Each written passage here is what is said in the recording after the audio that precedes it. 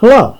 Okay, so here's our second in our continuing series of videos, and here's our second example. We'll do our second and third example here, and it's showing here in this one.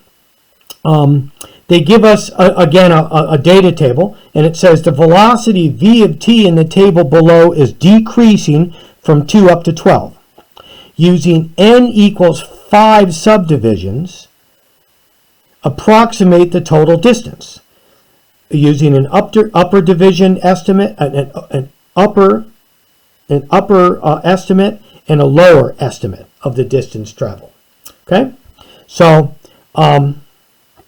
this will be the upper one here, and this will be the lower one. So we'll mark off the graph here. So this will be time on the bottom here. So 2, 4, 6, 8, 10, 12 are nice, easy marks, especially since they give us these, right?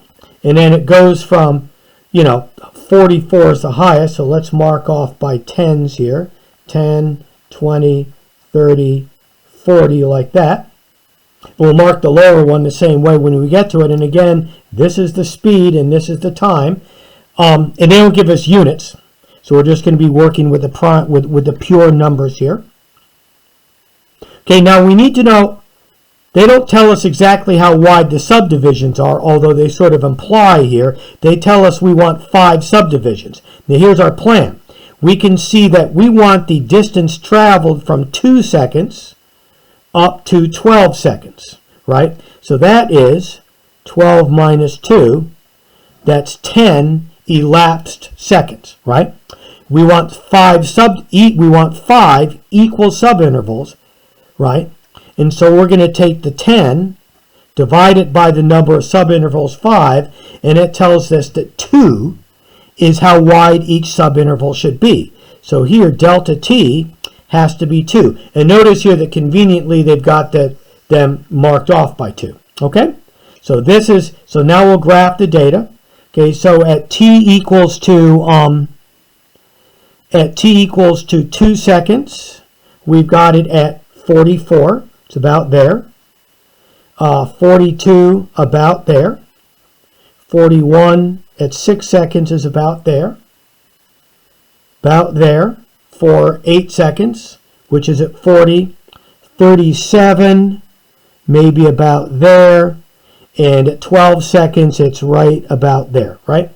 And then here is our decreasing distance function, y equals v of t, something like that, right? Now we need to mark off the subintervals. We're starting from 2 up to 12, right? Each subinterval is 2 seconds. So I'm going to mark that off here, just like this, right? And now we want the upper distance traveled. That means since we want the set of rectangles that are going to protrude above the graph, so that means we're going to use the left side boundaries for each of these intervals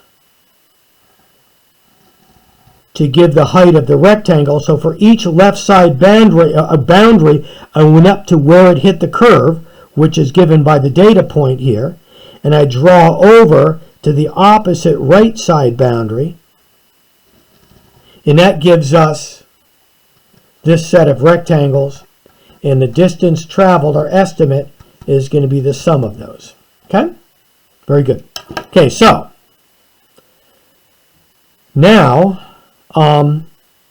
let's get the area of those rectangles. Okay, well, this one, can you see each interval width is 2, it's delta t. So this one is 2 times 44, using that data point. 2 times 42, using that data point. 2 times 41. 2 times 40, and then 2 times 37. So that was 37, 40, 41, and that one was 42. So notice that when we were doing the upper interval, we want to use the left side boundary, so we use the first numbers here are going to give us the left side boundaries. This last number here is only 35 is only on a right side boundary, so we don't use it. Okay, so now we add those up, right? Oh, and this is supposed to be 42 there actually. 44, 42, 41, 40,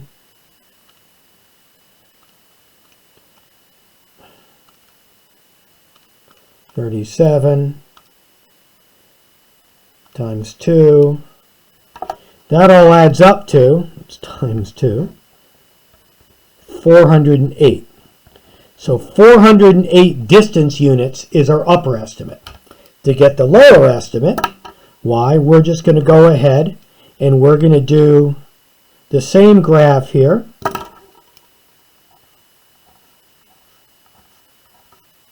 Right? Marked off the same way.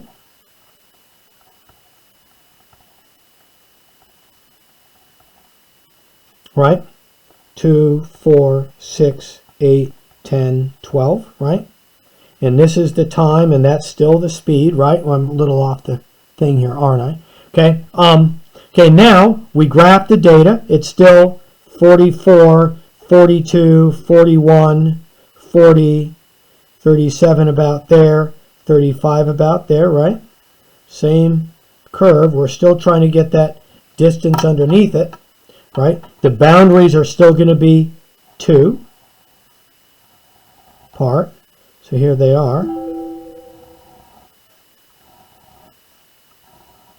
Just like that. But now you see we want the lower estimate. So we want the distance. We want to use the rectangles that are underneath, right? So that means for this decreasing function, we're going to use the right side boundaries. So we're going to start at 4 here and go up to the curve. So the height of that rectangle is going to be 42. This one's going to be 41. This one's going to be 40. This one's going to be 37. This one's going to be 35, right? Again, like I said on the last example, we never mix and match left and right hand boundaries, right? We always start either always on the left or always on the right, depending on which one, whether we want an overestimate or an underestimate. Okay, so here are our 5 rectangles again, 5 intervals, 5 rectangles, but here we're using these numbers here, right? Because these are going to give us the right side heights. 2 times 42, 2 times 41, 2 times 40, right? 2 times 37. And now we use the 35 because it's one of the right side boundaries. We're not using the 44 because it's not one of the right side boundary heights. Okay? Now we add those up, right? 42 plus 41 plus 40 plus 37 plus 35 times 2. This is 390. So our underestimate, our lower estimate for the total distance traveled by whatever this thing is, from a distance 2 up to from 2 seconds up to 12 seconds, is 390 distance units, right? We know that the actual distance has to be somewhere in between those two, right? Notice, interestingly enough, these two estimates are a lot closer to each other than the previous example. Why is that? Well, maybe you can see it's because we had more rectangles here, right? And there's less, in either situation, the amount of extraneous wasted space is less. So we've got either one of these two estimates is closer to the actual area than the previous ones would have been. Okay, so that's enough here for example 2. Alrighty, and then we'll get on to example 3 and some more examples next. Okay, bye.